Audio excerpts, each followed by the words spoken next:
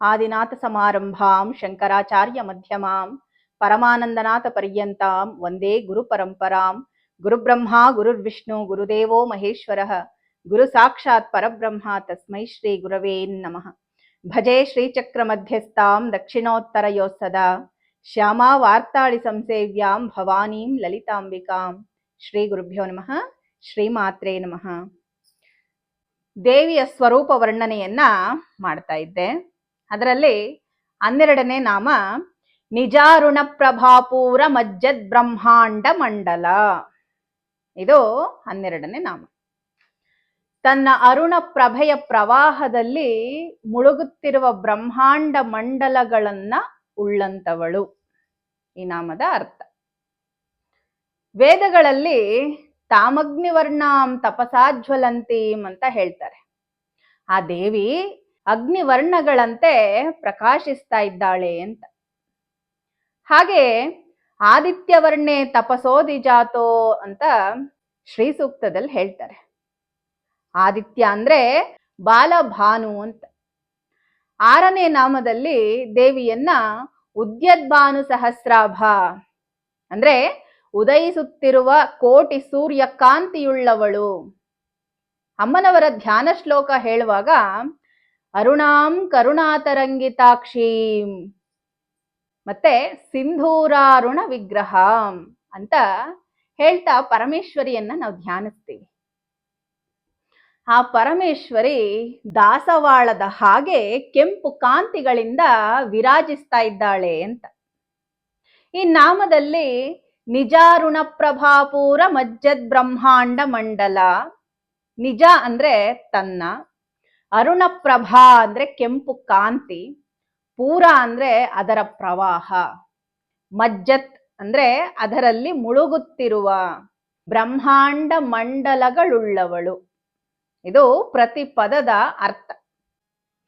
ನಿಜಃ ಸ್ವಕೀಯಃ ಯಃ ಅರುಣ ಪ್ರಭಾಯಾಃ ರಕ್ತಿಮಕಾಂತೆ ಪೂರಃ ಪ್ರವಾಹ ತಸ್ಮಿನ್ ಮಜ್ಜಂತಿ ತದಭೇದೇನ ಭಾಸಮಾನಾನಿ ಬ್ರಹ್ಮಾಂಡಾನಾಂ ಮಂಡಲಾನಿ ಯಸ್ಯಾ ಸಾ. ಇಲ್ಲಿ ದೇವಿಯ ಕೆಂಪು ಕಾಂತಿಯಲ್ಲಿ ಬ್ರಹ್ಮಾಂಡ ಮಂಡಲಗಳು ಮುಳುಗ್ತಾ ಇವೆ. ಅಂದ್ರೆ ಆ ಕಾಂತಿಯಿಂದಲೇ ಪ್ರಕಾಶಿಸ್ತಾ ಇದ್ದಾವೆ ಅಂತ ಅರ್ಥ. ನಿಜೇ ಪಾರಮಾರ್ಥಿಕೆ ಅರುಣ ಪ್ರಭಾಪೂರೆ ಸ್ವಾಭಿನ್ನ ರಕ್ತಕಾಂತಿ ಪ್ರಭಾಯಾಂ ಸ್ವಸಾಕ್ಷಾತ್ಕಾರ ವೇಲಾಯಾಂ ಮಹಾಪ್ರಳಯೇವ ನಿಮಜ್ಜಂತಿ ಬ್ರಹ್ಮಾಂಡ ಮಂಡಲಾನಿ ಯಸ್ಯ ಸಾ ಇತಿ ತಥಾ ಅಂತ ಇದರ ವಿವರಣೆ ಬರುತ್ತೆ. ಅಂದ್ರೆ ಆತ್ಮ ಸಾಕ್ಷಾತ್ಕಾರ ಕಾಲದಲ್ಲಿ ಅಥವಾ ಮಹಾಪ್ರಳಯದಲ್ಲಿ ತನಗಿಂತ ಭಿನ್ನವಲ್ಲದ ತನ್ನ ಆಧ್ಯಾತ್ಮಿಕ ಅರುಣ ಪ್ರಭೆಯ ಪ್ರವಾಹದಲ್ಲಿ ಮುಳುಗುತ್ತಿರುವ ಬ್ರಹ್ಮಾಂಡ ಮಂಡಲಗಳುಳ್ಳವಳು. ಅಥವಾ ಕುಂಡಲಿನಿ ರೂಪವಾದ ತ್ರಿಪುರ ಸುಂದರಿ ದೇವಿಯ ಅರುಣ ಪ್ರಭಾ ಪ್ರವಾಹದಲ್ಲಿ ಪಿಂಡಾಂಡ ಅಂದ್ರೆ ಈ ದೇಹ, ಬ್ರಹ್ಮಾಂಡ ಮಂಡಲಗಳು ಮುಳುಗಿ ಹೋಗುವವೋ ಅಂತಹ ಮುಳುಗುತ್ತಿರುವ ಪಿಂಡಾಂಡ ಬ್ರಹ್ಮಾಂಡ ಮಂಡಲಗಳುಳ್ಳವಳು. ಆಕೆಯ ಅರುಣ ಪ್ರಭೆಯಿಂದ ಪಿಂಡಾಂಡ ಬ್ರಹ್ಮಾಂಡಗಳು ವ್ಯಾಪ್ತವಾಗಿವೆ ಅನ್ನೋದು ಇದರ ಅರ್ಥ ಬರುತ್ತೆ. ದೇವಿಯ ದೇಹದ ಕಾಂತಿಯಿಂದ ಬ್ರಹ್ಮಾಂಡವು ವ್ಯಾಪಕವಾಗಿರುವುದನ್ನ ಶಂಕರ ಭಗವತ್ಪಾದರು ಸೌಂದರ್ಯ ಲಹರಿಯಲ್ಲಿ ಹೇಳ್ತಾ ಇದ್ದಾರೆ. ತನುಚ್ಛಾಯಾಭಿಸ್ತೆ ತರುಣ ತರಣಿ ಶ್ರೀ ಶರಣಿಭಿಹಿ ದಿವಾಂ ಸರ್ವಾಮುರ್ವಿ ಮರುಣಿಮನಿ ಮಗ್ನಾಂ ಸ್ಮರತಿಯಃ ಅಂತ. ಹೇ ದೇವಿ, ನಿನ್ನ ದೇಹದ ಕಾಂತಿಯು ಬಾಲರವಿಯ ಕಿರಣಗಳಂತೆ ನಸುಗೆಂಪಾಗಿದ್ದು ಆ ಕಾಂತಿಯು ಆಕಾಶ ಮತ್ತು ಪೃಥ್ವಿಗಳೆರಡನ್ನೂ ವ್ಯಾಪಿಸಿದೆ. ಪರಮೇಶ್ವರಿ ಸ್ವಯಂ ಪ್ರಕಾಶ ರೂಪಿಣಿ. ಪರಮೇಶ್ವರಿಯ ಕಾಂತಿ ಮಂಡಲ ಬಹಳ ವಿಶಾಲವಾದದ್ದು. ಈ ಬ್ರಹ್ಮಾಂಡಕ್ಕಿಂತಲೂ ವಿಸ್ತಾರವಾದ ಕಾಂತಿ ಮಂಡಲಗಳ ಅರುಣಾರುಣ ಕಾಂತಿಗಳಿಂದ ಆ ದೇವಿ ಪ್ರಕಾಶಿಸ್ತಾ ಇದ್ದಾಳೆ ಅನ್ನೋದು ಈ ನಾಮದ ಅರ್ಥ. ಇನ್ನು ಚಂಪಕಾಶೋಕ ಪುನ್ನಾಗ ಸೌಗಂಧಿಕಲ ಸತ್ಕಚ. ಈ ನಾಮದಲ್ಲಿ ಎಲ್ಲೂ ಬ್ರೇಕ್ ಕೊಡಬಾರ್ದು, ಇದೆಲ್ಲ ಒಂದೇ ನಾಮ. ಪರಮೇಶ್ವರಿ ಚಿದಗ್ನಿ ಕುಂಡದಿಂದ ಆವಿರ್ಭವಿಸಿದಾಗ ಮೊದಲು ಕಾಣಿಸಿದ್ದು ಅವಳ ಕಿರೀಟ. ಆದ್ರಿಂದ ಆ ದೇವಿಯನ್ನ ವರ್ಣನೆ ಮಾಡುವಾಗ ನಾವು ಕಿರೀಟಾದಿ ಪಾದ ಪರ್ಯಂತವೂ ವರ್ಣನೆಯನ್ನ ಮಾಡ್ತೇವೆ. ಈ ನಾಮದಲ್ಲಿ ಪರಮೇಶ್ವರಿಯ ಕೇಶ ಪಾಶದ ವರ್ಣನೆಯನ್ನ ಮಾಡಲಾಗುತ್ತೆ.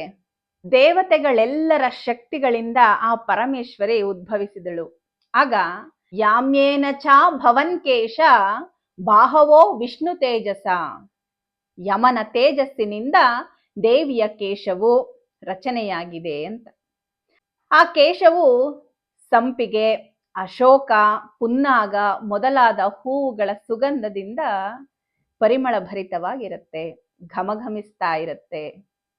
ಇಲ್ಲಿ ಮುಖ್ಯವಾಗಿ ಗಮನಿಸಬೇಕಾದ ವಿಷಯ ಏನಂದ್ರೆ, ದೇವಿ ಆ ಹೂಗಳನ್ನ ಧರಿಸಿದ್ದರಿಂದ ಕೇಶಕ್ಕೆ ಸುವಾಸನೆ ಬರಲಿಲ್ಲ, ಅವಳು ಧರಿಸಿದ ಮೇಲೆ ಹೂವುಗಳಿಗೆ ಸುವಾಸನೆ ಬಂತು.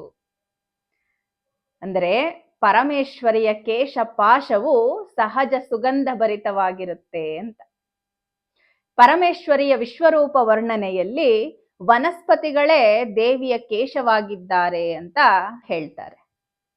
ದೂರ್ವಾಸರು ಶ್ರೀ ದೇವಿ ಮಹಿಮ್ನಾ ಸ್ತುತಿಯ 37ನೇ ಶ್ಲೋಕದಲ್ಲಿ ದೇವಿಯ ಕೇಶ ರಾಶಿಯನ್ನ ವರ್ಣಿಸ್ತಾ, ಜಾತಿ ಚಂಪಕ ಕುಂದ ಕೇಶರರಜೋ ಗಂಧೋತ್ಕಿರತ್ ಕೇತಕಿ ನೀಪಾಶೋಕ ಶಿರೀಷ ಮುಖ್ಯ ಕುಸುಮೈಹಿ ಪ್ರೋಕ್ತಂ ಸಿಥಾಧೂಪಿತ ಆನೀಲಾಂಗನ ತುಲ್ಯ ಮತ್ತ ಮಧುಪ ಶ್ರೇಣೀವ ವೇಣೀತವ ಶ್ರೀಮಾತ ಶ್ರಿಯತಾಂ ಮದೀಯ ಹೃದಯಾಂಬುಜ ಸರೋಜಾಲಯೇ ಅಂತ ವರ್ಣಿಸ್ತಾರೆ. ಹೇ ತಾಯಿ, ಸಂಪಿಗೆ, ಮಲ್ಲಿಗೆ, ಕದಂಬ, ಅಶೋಕ ಮೊದಲಾದ ಹೂವುಗಳ ಅಲಂಕಾರದಿಂದ, ಅಗರು ಮೊದಲಾದ ಧೂಪಗಳ ಪರಿಮಳದಿಂದ ದಟ್ಟವಾದ ನೀಲವರ್ಣಗಳುಳ್ಳ ಕಾಡಿಗೆಗೆ ಸಮಾನವಾದ ದುಂಬಿಗಳ ಜೋಡಣೆಯಂತೆ ಪ್ರಕಾಶಿಸುವ ನಿನ್ನ ಕೂದಲು ನನ್ನ ಹೃದಯ ಪದ್ಮವನ್ನ ಆಶ್ರಯವಾಗಿ ಮಾಡಿಕೊಳ್ಳಲಿ. ಅಂದ್ರೆ ನಿನ್ನ ಕೇಶ ರಾಶಿಯನ್ನ ನಾನು ಭಾವಿಸ್ತಾ ಇದ್ದೀನಿ ಅಂತ ಇಲ್ಲಿ ದೂರ್ವಾಸ ಮಹರ್ಷಿಗಳು ಹೇಳ್ತಾ ಇದ್ದಾರೆ. ಸೌಂದರ್ಯ ಲಹರಿಯ 43ನೇ ಶ್ಲೋಕದಲ್ಲಿ ಶಂಕರ ಭಗವತ್ಪಾದರು ದುನೋತು ದ್ವಾಂತಂನ ಸ್ಥುಲಿತ ದಲಿತೇಂದೀವರವನಂ ಘನ ಸ್ನಿಗ್ಧ ಲಕ್ಷ್ಣಂ ಚಿಕುರ ನಿಕುರಂಭಂ ತವ ಶಿವೆ ತದೇಯಂ ಸೌರಭ್ಯಂ ಸಹಜಮುಪಲಬ್ಧುಂ ಸುಮನಸೋ ವಸಂತ್ಯಸ್ಮಿನ್ ಮನ್ಯೆ ವಲಮಥನ ವಾಟೀ ವಿಟಪಿನಾಂ. ಹೇ ಭಗವತಿ, ನೀಲೋತ್ಪಲಗಳ ವನಕ್ಕೆ ಸಮಾನವಾಗಿರುವ ದಟ್ಟವಾದ ತೈಲ ಸಿಕ್ತವಾಗಿರುವಂತೆ ಇದ್ದು ನುಣುಪಾಗಿರುವ ನಿನ್ನ ಕೇಶ ಸಮೂಹವು ನಮ್ಮ ಅಜ್ಞಾನಾಂಧಕಾರವನ್ನು ದೂರ ಮಾಡಲಿ.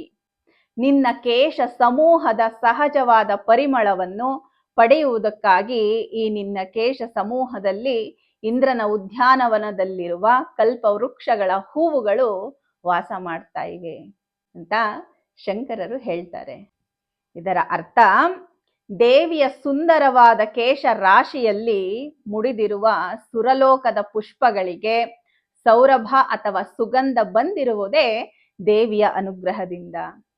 ಅಂದ ಮೇಲೆ ದೇವಿಯನ್ನ ಮನಃಪೂರ್ವಕವಾಗಿ ಪ್ರಾರ್ಥಿಸುವವರ ಮನಃ ಕ್ಲೇಶವೆಲ್ಲವೂ ಆ ಕೇಶ ರಾಶಿಯ ಮಹಿಮೆಯಿಂದ ದೂರವಾಗಿ ಮನಸ್ಸು ಹಗುರವಾಗಿ ಹೂವಿನಂತೆ ಪರಿಮಳಯುಕ್ತವಾಗಿ ಲೋಕದಲ್ಲಿ ಸವಿ ನುಡಿಗಳನ್ನೇ ಪಸರಿಸುತ್ತದೆ.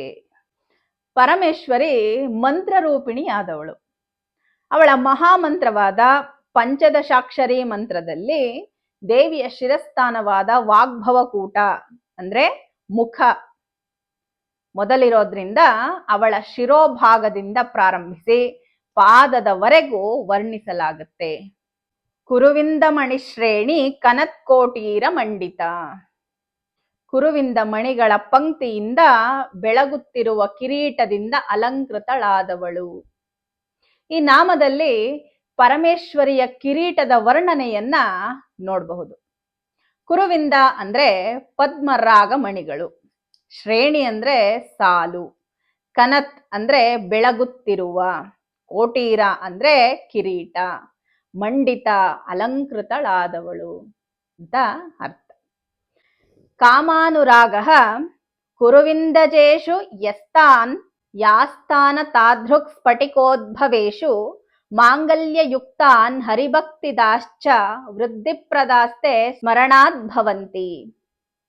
ಅಂದ್ರೆ ಕಾಮ ಮತ್ತು ಅನುರಾಗಗಳೆಂಬ ಗುಣಗಳುಳ್ಳ ಮಣಿಗಳನ್ನ ಕುರುವಿಂದ ಮಣಿಗಳು ಅಂತ ಕರೀತಾರೆ. ಈ ಮಣಿಗಳು ರಾವಣಗಂಗಾ ಅನ್ನುವಂತ ನದಿಯಲ್ಲಿ ಜನ್ಮವನ್ನ ತಾಳ್ತವೆ. ಈ ಮಣಿಗಳು ಮಂಗಳಕರವು, ವೃದ್ಧಿಪ್ರದವು, ಹರಿಭಕ್ತಿಯನ್ನ ಉಂಟು ಮಾಡ್ತವೆ ಅಂತ ಹೇಳಲಾಗುತ್ತೆ. ಈ ಮಣಿಗಳಿಂದ ಕೂಡಿದ ಕಿರೀಟವನ್ನ ಧರಿಸಿದ ದೇವಿಯನ್ನ ಧ್ಯಾನಿಸುವವರಿಗೆ ಭಕ್ತಿ ವೃದ್ಧಿ, ಸಂಪದ ಅಭಿವೃದ್ಧಿಯಾಗುತ್ತೆ. ಪರಮೇಶ್ವರಿಯ ಕಿರೀಟದಲ್ಲಿರುವುದು ಮಣಿಗಳಂತೆ ಭ್ರಮೆಯುಂಟು ಮಾಡುವ ದ್ವಾದಶಾದಿತ್ಯರು ಅಂತ ಶಂಕರ ಭಗವತ್ಪಾದರು ತಮ್ಮ ಸೌಂದರ್ಯ ಲಹರಿಯ 42ನೇ ಶ್ಲೋಕದಲ್ಲಿ ಹೇಳ್ತಾರೆ. ಗತೈರ್ಮಾಣಿಕ್ಯತ್ವಂ ಗಗನಮಣಿಭಿಸ್ಸಾಂಧ್ರ ಘಟಿತಂ ಕಿರೀಟಂ ತೇ ಹೈಮಂ ಹಿಮಗಿರಿಸುತೆ ಕೀರ್ತಯತಿಯಃ ಸ ನೀಡೇ ಯಚ್ಛಾಯ ಚುರಣಶಬಲಂ ಚಂದ್ರಶಕಲಂ ಧನುಷ್ಯೌನಾಶೀರಂ ಕಿಮಿತಿನ ಬಧ್ನಾತಿ ದಿಶಣಾಂ.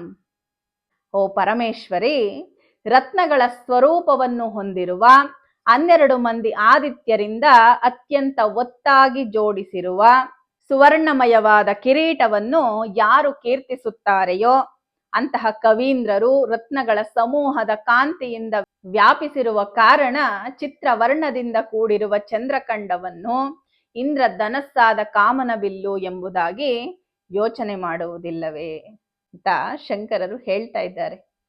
ದೇವಿಯ ಕಿರೀಟದ ಶಿಖರದಲ್ಲಿರುವ ಚಂದ್ರಖಂಡವು ದೇವಿಯ ಚಿನ್ನದ ಕಿರೀಟದಲ್ಲಿರುವ ನವರತ್ನಗಳಿಂದ ಹೊರಸೂಸುವ ಬಣ್ಣದ ಕಾಂತಿಗಳಿಂದ ಬಿಂಬಿತವಾದ ಕಾಮನ ಬಿಲ್ಲಿನಂತೆ ತೋರ್ತಾ ಇದೆ ಅನ್ನೋದು ಇದರ ಅರ್ಥ. ಇನ್ನು 15ನೇ ನಾಮ ಅಷ್ಟಮೀ ಚಂದ್ರ ವಿಭ್ರಾಜ ತಲಿಕಸ್ಥಲ ಶೋಭಿತ. ಅಷ್ಟಮೀ ಚಂದ್ರನಂತೆ ಪ್ರಕಾಶಿಸುತ್ತಿರುವ ಹಣೆಯಿಂದ ಶೋಭಿಸುತ್ತಿರುವವಳು. ವಿಭ್ರಾಜತ್ ಅಂದ್ರೆ ಪ್ರಕಾಶಮಾನವಾದ, ಅಲಿಕಸ್ಥಲ ಅಂದ್ರೆ ಹಣೆ.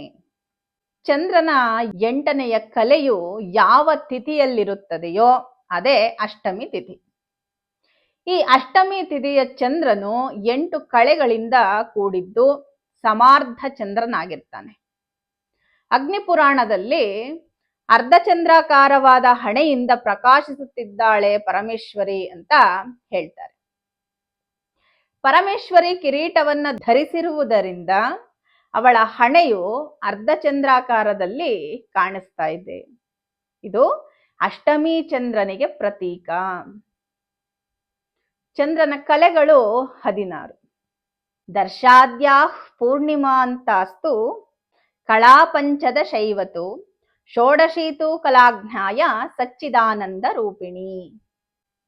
ಪಾಡ್ಯಮಿಯಿಂದ ಪೌರ್ಣಮಿಯವರೆಗಿನ ತಿಥಿಗಳು 15. 16ನೇ ಕಳೆಯೇ ಸಾಕ್ಷಾತ್ ಸಚ್ಚಿದಾನಂದ ರೂಪಿಣಿ. ಚಂದ್ರನ 16 ಕಲೆಗಳು ಸೂರ್ಯನಲ್ಲಿರುತ್ತೆ. ಶುದ್ಧ ಪಾಡ್ಯಮಿ ಅಂದ್ರೆ ಅಮಾವಾಸ್ಯೆಯ ನಂತರ ಬರ್ತಕ್ಕಂಥ ಪಾಡ್ಯಮಿಯಿಂದ ಪ್ರತಿದಿನವೂ ಒಂದೊಂದು ಕಳೆ ಸೂರ್ಯನಿಂದ ಚಂದ್ರನಲ್ಲಿ ಬಂದು ಸೇರುತ್ತೆ. ಈ ರೀತಿ 16 ಕಲೆಗಳು ಚಂದ್ರನನ್ನು ಸೇರಿದ ದಿನವೇ ಪೌರ್ಣಮಿ. ಆ ನಂತರ ಪ್ರತಿದಿನವೂ ಒಂದೊಂದು ಕಲೆ ಚಂದ್ರನಿಂದ ಬಂದು ಸೂರ್ಯನನ್ನ ಸೇರುತ್ತೆ. ಈ ರೀತಿ 16 ಕಲೆಗಳು ಚಂದ್ರನಿಂದ ಸೂರ್ಯನನ್ನು ಸೇರಿದ ದಿನವೇ ಅಮಾವಾಸ್ಯೆ. ಆ ದಿನ ಚಂದ್ರನು ಕಲಾವಿಹೀನನಾಗಿರ್ತಾನೆ. ಇವೇ ಶುಕ್ಲ ಮತ್ತು ಕೃಷ್ಣ ಪಕ್ಷಗಳು. ಈ ಎರಡರಲ್ಲೂ ಅಷ್ಟಮಿ ದಿನದ ಚಂದ್ರನು ಒಂದೇ ರೀತಿ ಇರ್ತಾನೆ. ಆದ್ರಿಂದಲೇ ಅಷ್ಟಮಿ ಚಂದ್ರನನ್ನ ಸಮಾನ ಚಂದ್ರ ಅಂತ ಕರೀತಾರೆ. ಇದನ್ನೇ ಅರ್ಧಚಂದ್ರ ಅಂತ ಹೇಳ್ತಾರೆ. ತಿಥಿಗಳು ನಿತ್ಯ ಸ್ವರೂಪಗಳು. ಈ ನಿತ್ಯೆಯರು ಕಳಾ ಸ್ವರೂಪಗಳು. ನಿತ್ಯೆಯರು 16. ಇವರ ಬಗ್ಗೆ ವಸಿಷ್ಠ ಸಂಹಿತೆಯಲ್ಲಿ ವಿವರಿಸ್ತಾರೆ.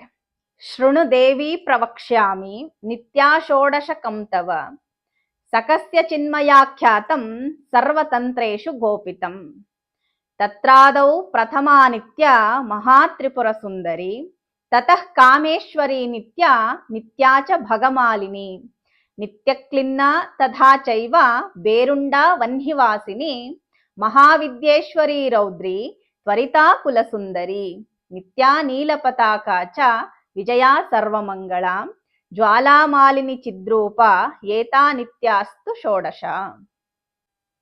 ಈ ನಿತ್ಯೆಯರ ಬಗ್ಗೆ ವಾಮಕೇಶ್ವರ ತಂತ್ರದಲ್ಲಿರ್ತಕ್ಕಂತಹ ಖಡ್ಗಮಾಲಾ ಸ್ತೋತ್ರದಲ್ಲಿ ಕೂಡ ಹೇಳಲಾಗತ್ತೆ.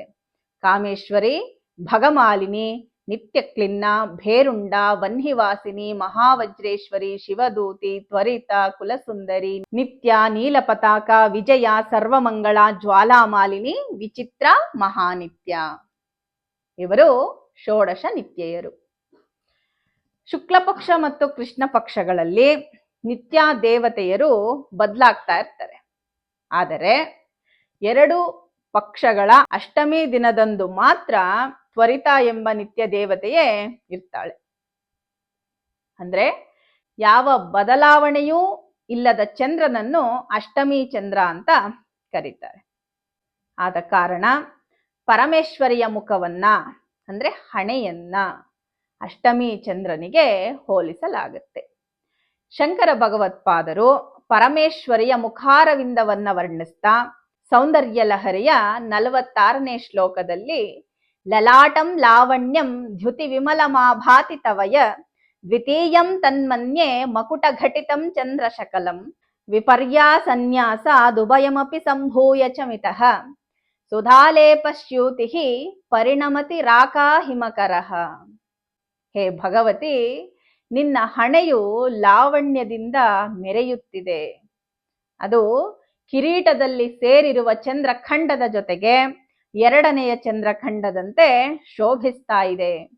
ಹಣೆಯು ಕೆಳಮುಖವಾಗಿದೆ. ಚಂದ್ರಖಂಡವು ಹಣೆಯಿಂದ ಮೇಲ್ಭಾಗದಲ್ಲಿ ಊರ್ಧ್ವಮುಖವಾಗಿದೆ. ಹಣೆ ಮತ್ತು ಚಂದ್ರಖಂಡ ಎರಡನ್ನೂ ವ್ಯತ್ಯಾಸವಾಗಿ ನ್ಯಾಸ ಮಾಡಿ, ಅಂದರೆ 4 ತುದಿಗಳನ್ನ ಸೇರಿಸೋದ್ರಿಂದ ಹಣೆ ಮತ್ತು ಚಂದ್ರಖಂಡ ಎರಡೂ ಸೇರಿ ಅಮೃತ ರಸ ತುಂಬಿದ ಪೂರ್ಣ ಚಂದ್ರ ಬಿಂಬದಂತೆ ಪ್ರಕಾಶಿಸ್ತಾ ಇದೆ ಅಂತ ಈ ಶ್ಲೋಕದ ಅರ್ಥ.